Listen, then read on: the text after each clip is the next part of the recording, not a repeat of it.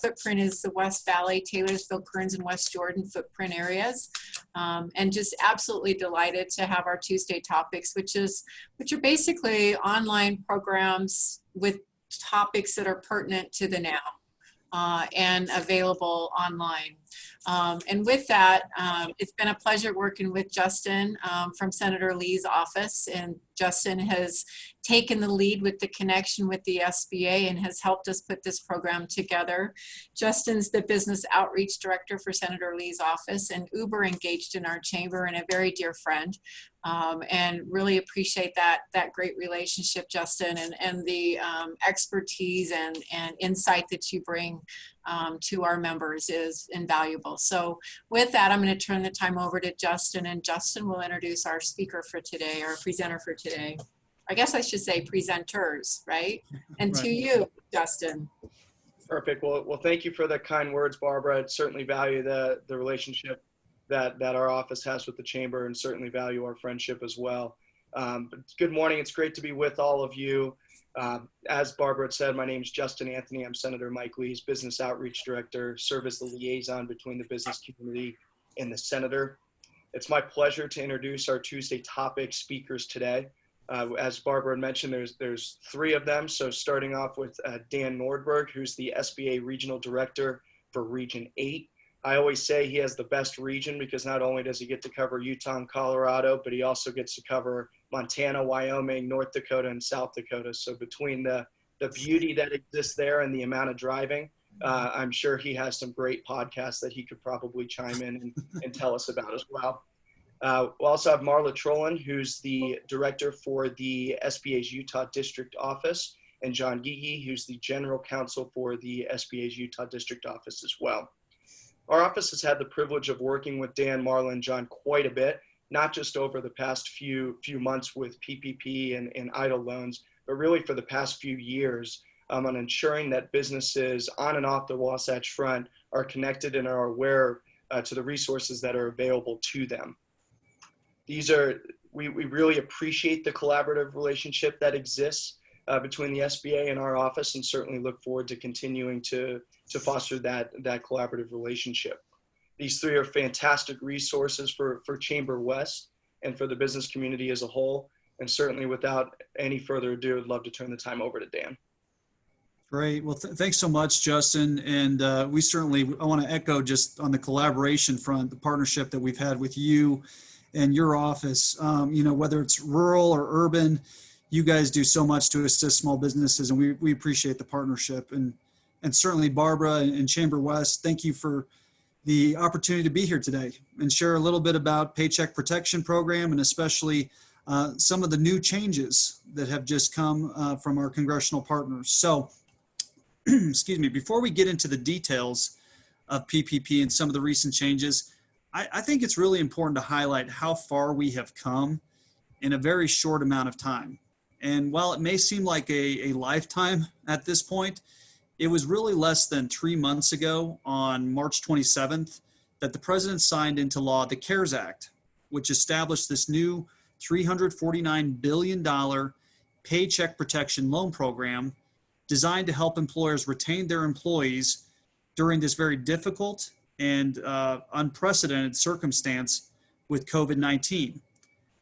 Within 6 days of that bill being signed into law, the program went live. Within 13 days, the SBA had approved over $340 billion in Paycheck Protection Program loans, which exhausted the first round of funding appropriated by Congress. We fast forward a little bit to the end of April. Congress passed a second round of funding for PPP to the tune of an additional $310 billion. So at this point, all in for the Paycheck Protection Program, we have $650 billion that has been appropriated to help support small businesses in this country. And as of June 12th, the SBA has approved $511 billion in PPP loans to 4.5 million small businesses, which has saved millions of jobs. And we really saw that verified in the May jobs report, which showed a huge number of payrolls gained, in particular in the leisure and hospitality industry, the construction industry, and then the healthcare and social assistance industry. And to no surprise, when you look at the top industries assisted by the Paycheck Protection Program, those that I just referenced are in the top 5 recipients of the program. So there's a very strong correlation to job retention and what the Paycheck Protection Program has really been able to do to support small businesses in this country. However, there's no question there's still a lot more work to be done. And there's certainly no question that there has been some hiccups along the way with this program. I mean, it is a $500 billion loan program that was been rolled out in a just very expedited amount of time. But this program is coming to a close in one sense because the application period closes on June 30th. That is the last date for small businesses to get in there and make application. So until that time, we are going to be working diligently to do these webinars and get the word out to encourage small business owners who have been adversely impacted by COVID-19 to make application for this program. And whether that be in urban or rural corridors, we want to reach everyone. This needs to be out there to all small businesses because right now, even though we've already done $500 billion in loans, there's still close to $130 billion in funding left. So money has not been exhausted. There's still great opportunity, and we're going to be working diligently to get that word out there while we still can. So at this time, if it's all right, Justin and Barbara, I'd like to turn it over to our fantastic district director, as well as district counsel in Utah, Marla Trollin and John Giggy, respectively, to go more in depth into the Paycheck Protection Program, talk about some of the recent changes, and then at a point after, we welcome the opportunity to take your questions. So Marla, are you there?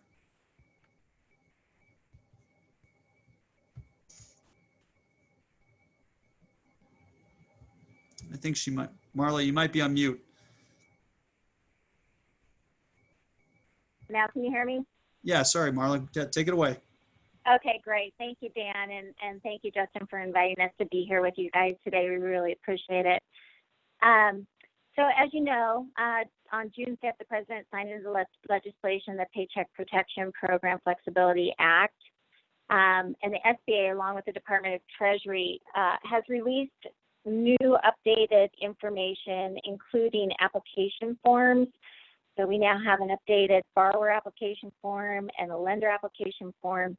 But the agencies are continuing to make adjustments as we move forward. So just keep in mind things may change over the next couple of weeks. The Paycheck Protection Program Flexibility Act overhauls key aspects of the PPP, especially the forgiveness component. So first of all, it extends the cover period under which small businesses can spend the loan proceeds from 8 weeks to 24 weeks. And this has been critical for our small businesses. We know a lot of small businesses had a hard time with that 8-week window. So again, we're extending that out to 24 weeks through the Act. It removes the limits on loan forgiveness for small businesses that were unable to rehire employees or hire new similarly qualified employees, or to return the same level of business activity as before the virus. So in essence, what it does is provides a safe harbor from reductions in loan forgiveness based on reductions in full-time equivalent employees for borrowers due to compliance with requirements and guidance issued between March 1st and December 31st, 2020 by the HHS, the CDC, OSHA, or other related requirements for COVID-19. Third, it expands the 25% cap on non-payroll expenses to 40% of the total loan. So non-payroll expenses include rent, mortgage interest, and utilities. So in turn, it lowers the 75% requirement for payroll expenses to 60% to get maximum forgiveness. Again, this is a critical aspect for our small businesses.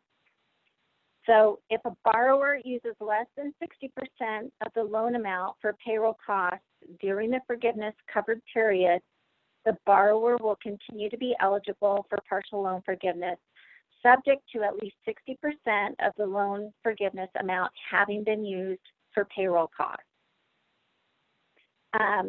Fifth thing it does is it allows small businesses to take a PPP loan and also qualify for separate recently enacted tax credit to defer payroll taxes.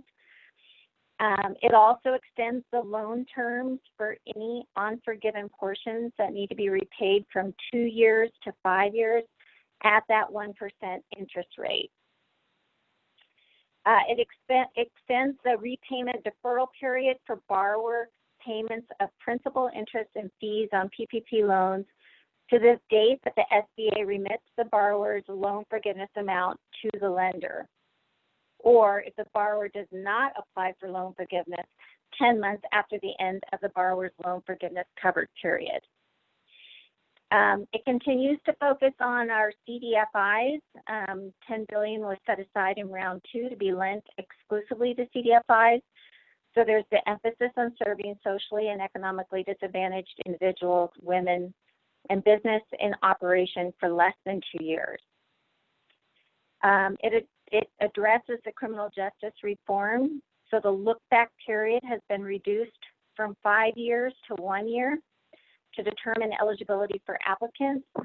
Owners of applicants who, for non-financial felonies, have 1, been convicted, 2, pleaded guilty, 3, pleaded nolo contendere, or 4, been placed on any form of parole or probation. The period remains 5 years for felonies, including fraud, bribery, embezzlement, and false statement in a loan application or an application for federal financial assistance.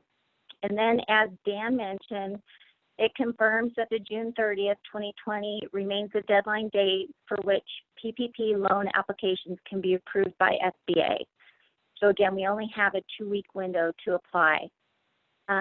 We have continued to get a lot of questions from small business owners on whether or not they can, their loans can be modified to adhere to the new terms. And the answer to that is yes, as long as it's mutually agreed upon by both the borrower and the lender. So with that, I'm going to turn it back over to Justin.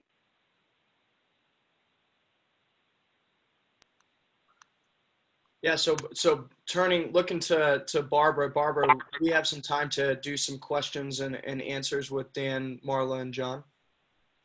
Yes, please, that would be great. And we have a group the size, I think, that we could let you just go ahead and unmute yourselves. I've given you that opportunity, and go ahead and ask your questions.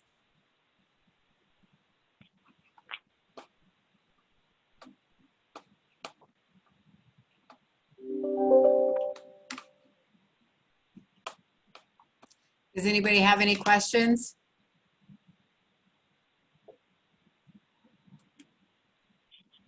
Everybody's stunned into silence. I'll go ahead and start the questions if that's okay, Barbara. Oh, please. Awesome. So I will say Marla and John have done a fantastic job of keeping the congressional offices updated on updated numbers from both the PPP program as well as the EIDL loan program and the advance. And so I was wondering if you guys had any updated, or if you guys could share the most up-to-date numbers that you guys have for how much Utah has received in those loans. Yeah, thanks, Justin. So let me just give you the national totals first. As of June 12th, is about 4.6 million in approved loans. And then the dollar volume for approved loans is 512.2 billion. So here in Utah, again, as of June 12th, the number of approved loans is 48,861 loans. And the volume, the dollar volume associated is about 5.2 billion.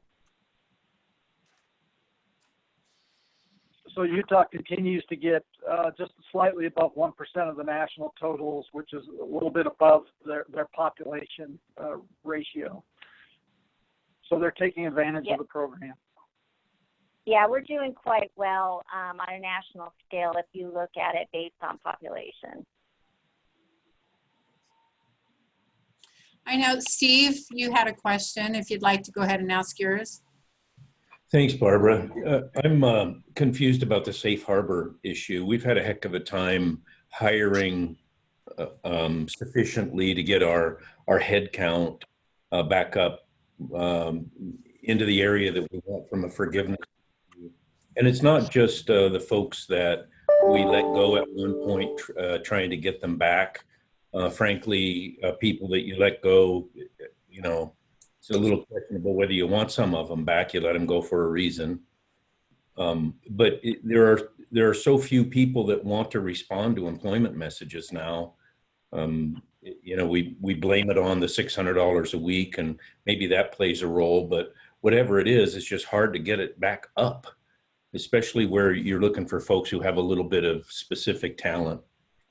So how do we make that work within the concept of the safe harbor?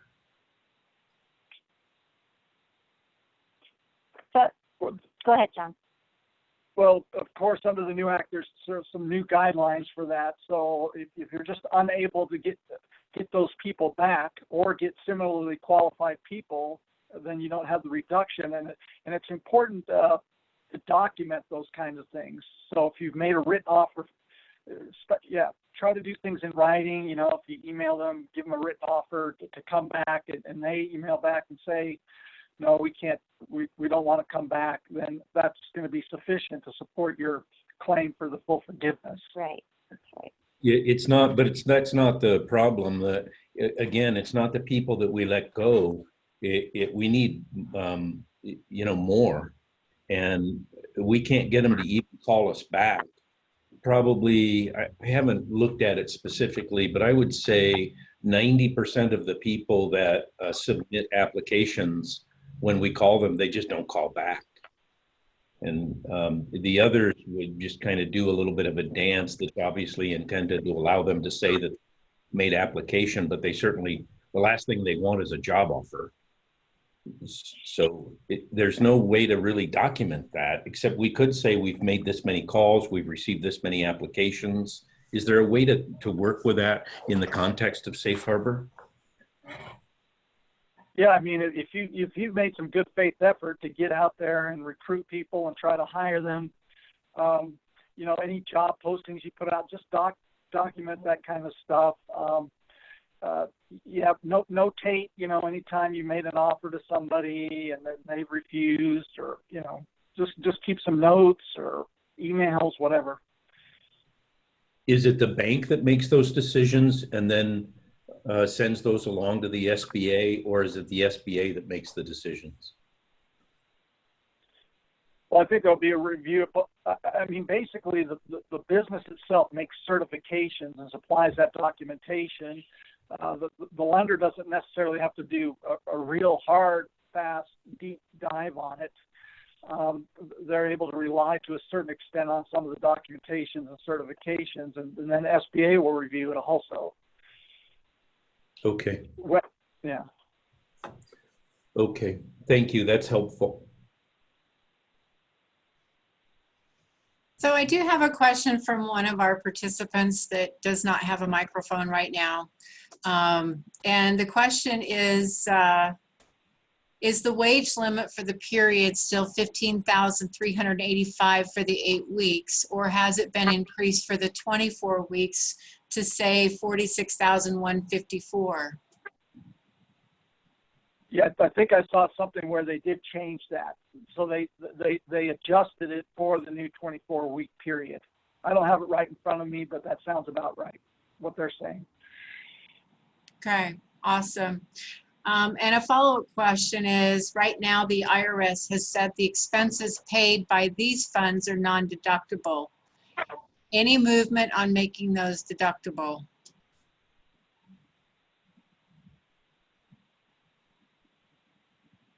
I don't know. It doesn't say. Yeah, there was one tax adjustment with this new legislation. No, it's simple.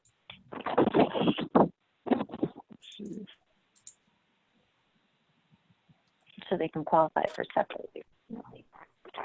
But Yeah, there's a recently enacted tax credit to defer payroll taxes. Don't know exactly how that's going to work. But. This might be a question, Justin. Do you happen to know the answer to that? I do not know the answer off the top of my head, but I'm happy to circle back with our finance team and see if we can get an answer or see if that's even being discussed on the legislative side. I guess the follow-up question was whether that's needs to be done in statute or whether that's agency driven. It sounds like it's via statute though, which would take Congress to act.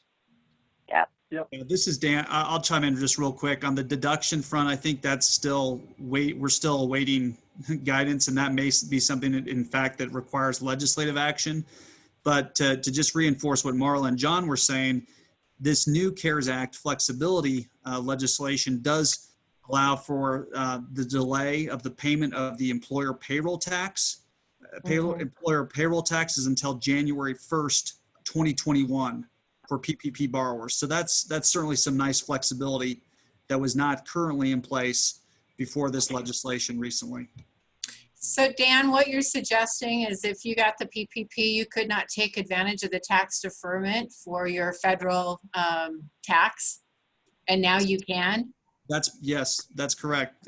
With this new flexibility legislation, you are allowed to delay the employer payroll taxes until January 1st, 2021, which was not before this legislation eligible for PPP borrowers. Okay. I think the other thing I'm hearing is to the extent that your PPP loan is forgiven, that has to be shown as revenue.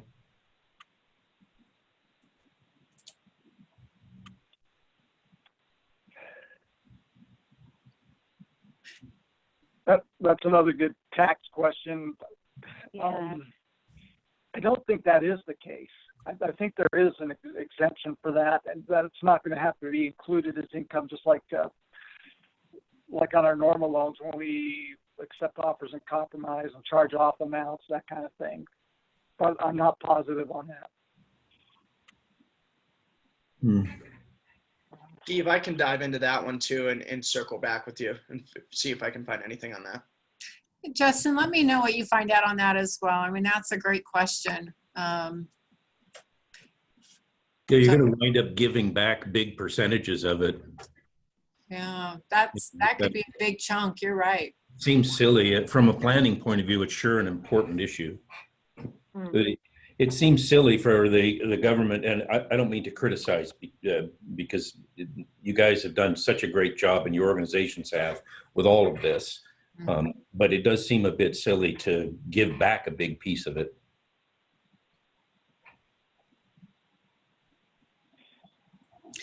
Dan, have you had that question before, or John or Marla?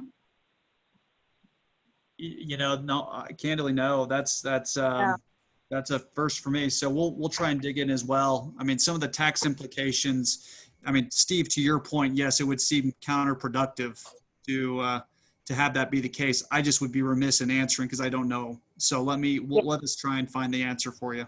Okay, thank you. Yeah, and Barbara, we haven't had that question directly either. So. Okay. That's why we have people like Steve. Steve's always thinking way ahead of everybody else, man. He's all over that. Well, keep the bar low, Barbara. Keep it low. I don't know about that. So, any other questions?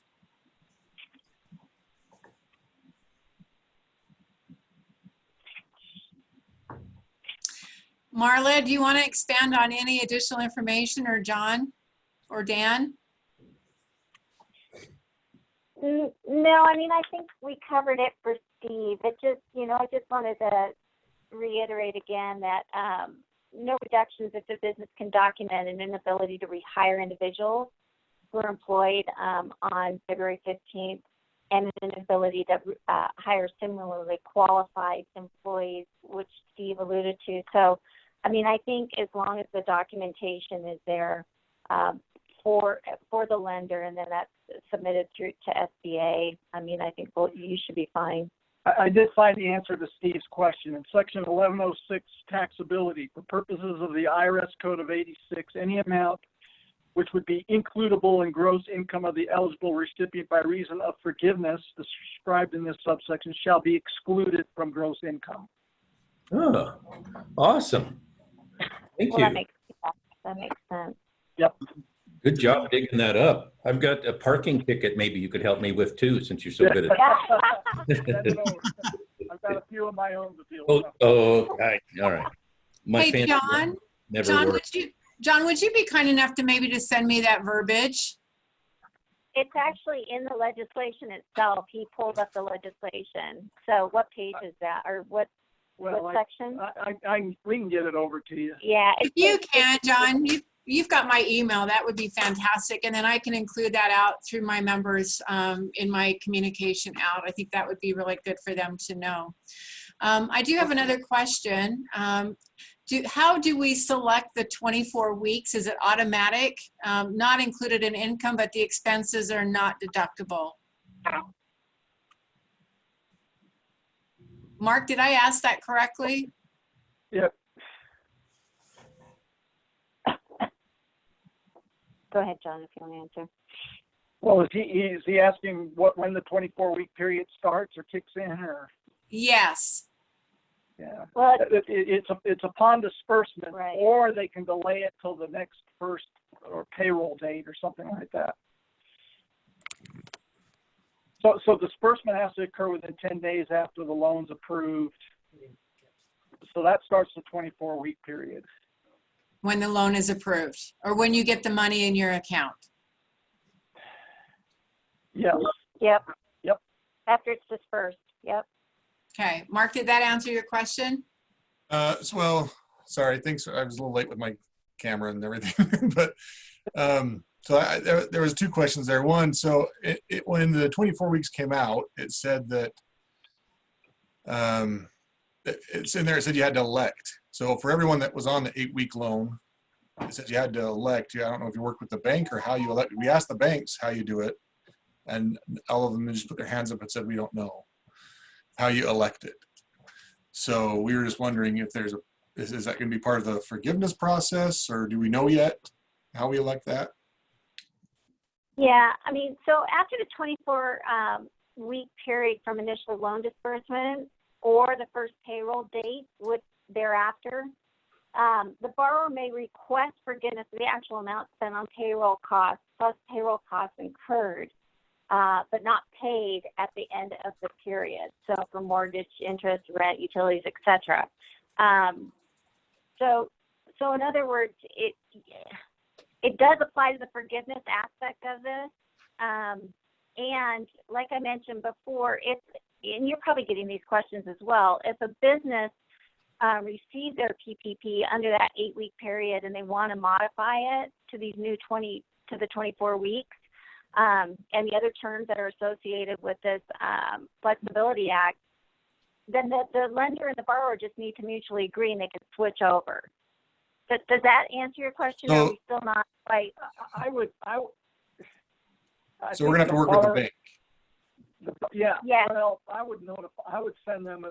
We don't have specific guidance on it, and the agency has said they will come out with some further guidance even after this interim final rule that they just put out, and maybe that will cover it. But I would, go ahead and notify the bank, send them an email, something. The lender doesn't have to agree to that like they do to the extension of the maturity. It's at the election of the borrower, so I'd notify them. So they don't have to accept the 24 weeks. They could stick it to the 8 weeks. The bank. Yep. Correct. No. They can't. No, on the maturity, on the 5-year maturity, the lender and the borrower have to agree. But the borrower can elect to take the 24-week period instead of the 8-week period. Okay, so that bank doesn't have control over that. Over the 24-week period. Whether Is that your understanding, Dan? Hey, sorry. Yeah, I was on mute. My apologies. Yeah, the 24-week period, the bank does not have control over. That flexibility is provided for all PPP loan recipients. So that flexibility, that's provided whether you're a recent borrower or an existing borrower, or you're going to make application for a PPP loan. where the question of the question on maturity is where you have to work with the bank on the loan, because the loan terms have changed with this recent legislation. So if you're an existing PPP borrower and you had the original 2-year maturity, but you want to take that out to a 5-year duration, you have to work with your bank to do that. So that has to be done with them. However, moving forward, for loans commenced after this recent legislation, it's a 5-year, that's where the 5-year standard comes into place. So we're not asking banks to redo the notes and all the existing, agreements and things of that nature. But moving forward, it's a 5-year maturity, and that's where the conversation you have to work with the lender. Okay, the second part of my comment that I made to Barbara was, so after the first wave of guidance came out, and they said that the proceeds, the forgiveness part of the loan is not forgiven, or that is forgiven is not taxable. Steve Mnuchin came out and said, well, that's fine, it's not taxable, but that means that we're not going to let you deduct the expenses paid by the, which effectively makes it taxable, right? So the forgiveness is not taxed as loan forgiveness, but the expenses are not deductible. And that, my understanding is that is still Treasury's stance. And there's been some talk about, as far as we know, there's been some talk about changing that, but we haven't heard anything. So that's why I was asking that question, if you guys have heard anything on that front of changing the deductibility of the expenses. It's not being picked up as income, but they're not letting you deduct the expenses, which in our opinion is doing the exact same thing as taxing the proceeds. But Mnuchin said that was a double benefit in his words. So anyway, we were just curious about if you guys had heard anything on that. Mark, oh, sorry, John, go ahead. No, go ahead, Dan. I was just going to say, look, with how fast and furious this whole process has gone, I mean, we're on 18 interim final rules at this point for this legislation. I've never seen anything like that. I think John addressed and to your point, like what you're saying, I understand the loan proceeds themselves are tax exempt. As far as expenses being tax deductible, I don't know the answer to that at this time. And I absent statute, I didn't see anything in this past legislation which references a deduction for those expenses. Certainly Justin, or if John and Marla have anything, let me know. But I've not heard of anything on that front at this time. Okay. Yeah, Mark, I'm happy to follow up with you after I follow up with our finance team to see if those discussions are being had. Again, sounds like it would be a statutory change. I don't know when the next time Congress will go to make changes. I would assume probably sometime in July. And I know it's just as the last time, there have been numerous discussions on what needs to be changed, or what should be included or what shouldn't be included. And so more than happy to see if this conversation is being had as well. I mean, if the Treasury Secretary comes out and says it's not deductible, I'd assume to overrule him, they're going to have to do a statutory change, but I believe this is his interpretation. So the IRS could change I believe the IRS could change their interpretation, but I don't know that since the Treasury Secretary did that, I don't know that they're going to make an attempt at that. So Well, Mark, to be candid, I mean, I think we've seen throughout this whole process broad rulemaking authority for the implementation of this legislation. And, we've seen things where, yes, the guidance at the beginning of the week is different than it was at the end of the week. yeah, that's very true. And so I'd leave you with that at the very least. Yeah. No, it's been a whirlwind for sure. So When does the interest begin accruing, and when are the payments due?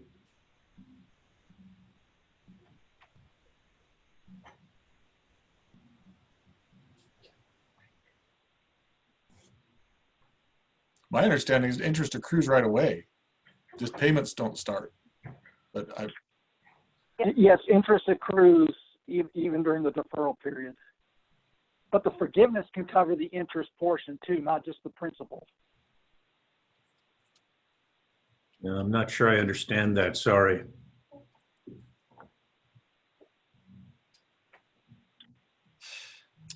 John, could you maybe restate that? So when the loan's dispersed, say you get a $100,000 loan, then your 24-week period starts. Interest is going to be accruing on that principal balance at the 1% interest rate. When you Immediately. It starts accruing immediately. yes, Okay. when you apply for loan forgiveness, you can cover the amount of principal and interest. So you can get forgiveness for all those amounts. If you don't apply for the forgiveness, that interest is going to be there. Even though your payments on the loan can be deferred for the 10-month period after. After what? After the end of your 24-week, you have your 24-week period, then you have 10 months to apply for the forgiveness.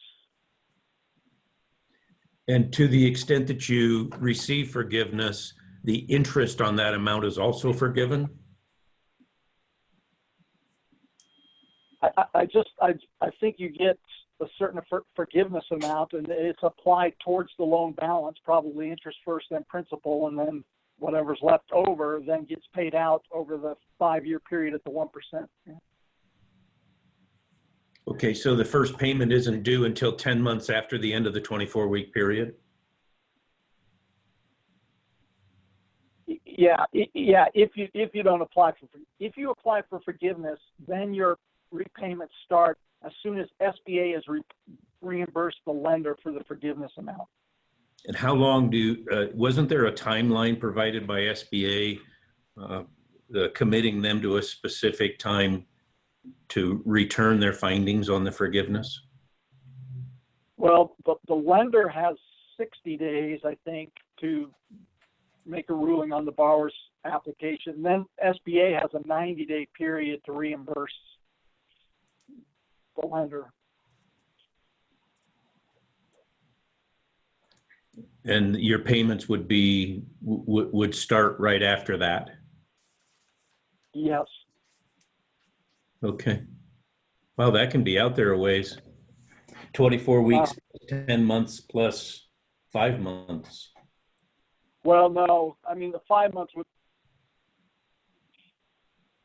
Well, yeah, because the borrower has 10 months from the end of their 24-week period to apply for forgiveness. Yeah. Yeah. So that's 6 months plus 10 months plus 5 months from the time that you receive it.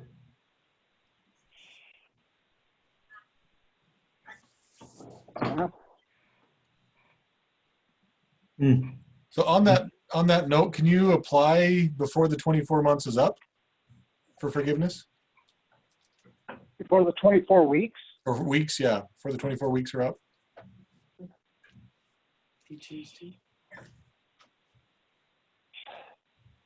Yeah, I'm trying to remember if you can apply periodically going along, because obviously you have to have all your documentation to support it. So you're not going to have all that till the end of the 24-week period. Well, if you spent all the money on payroll, for example, you spent all the money on payroll, and you can. yeah, I think you can. Yeah. Is that a yes? yeah. You know, We'll know more once we get a new application form.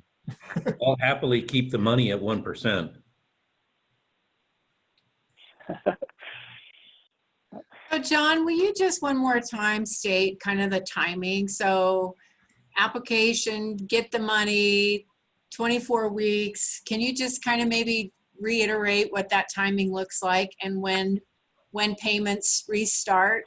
And the whole entire loan or the whole entire amount can be forgiven if it's the 60-40 split, right? And that's all documented? Yes, if you have that proper ratio, you can get forgiveness up to the full amount of the loan and interest if you've spent that much, on allowable expenses. Yeah, you apply for the loan, you get there's an approval number given by SBA, a loan number. Then the lender has 10 days to disperse. Then that starts your 24-week period. After the 24-week period is over, the borrower has 10 months to apply for the forgiveness. Then the lender has 60 days from the time to rule on that. And then SBA has 90 days to reimburse the lender on their request. And in this whole time, from the 10 days dispersed, so I've received the money with my PPP, I am not going to have to pay anything back. Potentially, if I am having to pay like a 1%, clear through this whole 10-month plus 60-day plus 90-day process. That's the way I understand it. That's 21 months. It's a long time. It's nice, actually.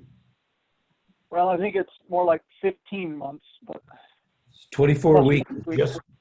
24 weeks is just shy of 6 months, right? oh yeah, that's right, yeah. Plus 10 months is 16, plus another 5 is 21. Yeah, that's Yeah. 21 months.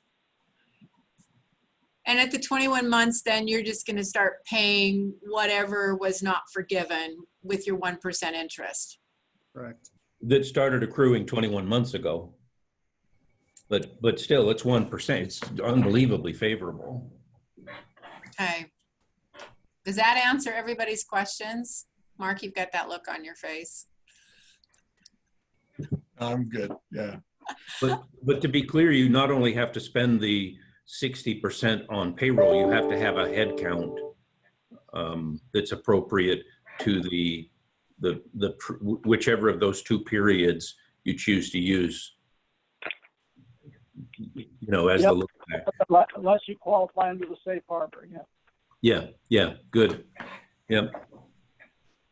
If I could just to chime in with how many changes we've seen, and we're going to see more changes with this latest legislation in terms of a rulemaking process. I think it's really helpful on treasury.gov. If you go to the CARES Act resources, you can see there's a frequently asked questions list. There's also all 18 of the interim final rules that have been published throughout this process. I'd say that probably John, myself, and Marla are on that page every day of every hour. And looking at the changes, because honestly, they're posting stuff on there, not even weekly, but almost daily.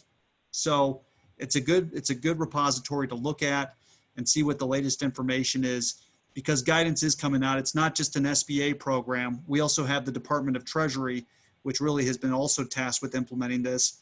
Then you have other federal agencies like IRS and things of that nature that are subsets of Treasury that will also be adding guidance. So it's a great resource and a great area for information to keep up to track on a very fluid situation. That can't be underscored enough. And also just real quick on the tax deduction component that Mark asked about, Senator Cornyn in Texas has legislation that I know has been discussed to handle that. I can't say as to what the process will be, if that's going to be part of any kind of upcoming legislative package, but Senator Cornyn does have a bill that has been put forth to try and deal with that tax deduction component for loan proceeds from PPP for those expenses. Well, here's his success. Yeah, You know. that's good news. Everybody write their congressman.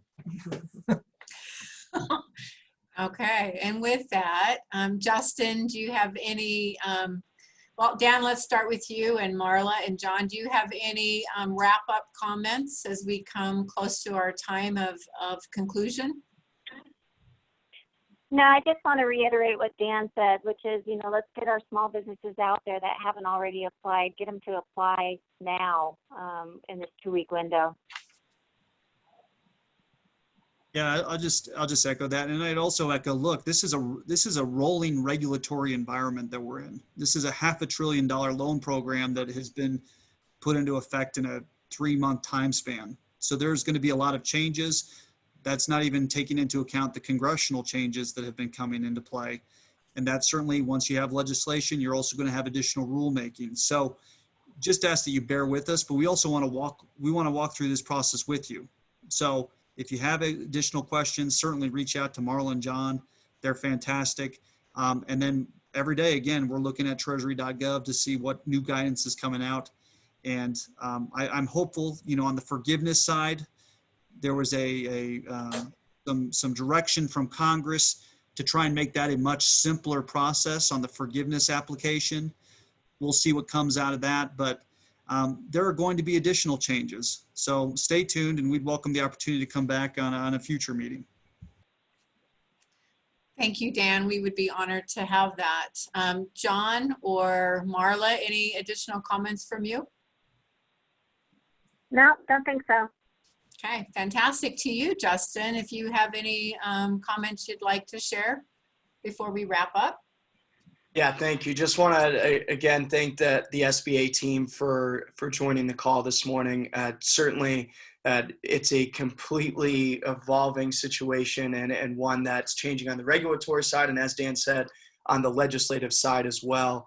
I'll be the first one to say that Congress is learning through this process as well, learning what works and what doesn't. And so, if there are specific statutory fixes that need to be made or that you believe could help make this process easier, please don't hesitate to reach out to our office, and we're more than happy to flag that for the senator and certainly see if there's something we can do to make that adjustment. And so we want to be a resource as we go through this process, and certainly want to continue to be engaged on ways we can help.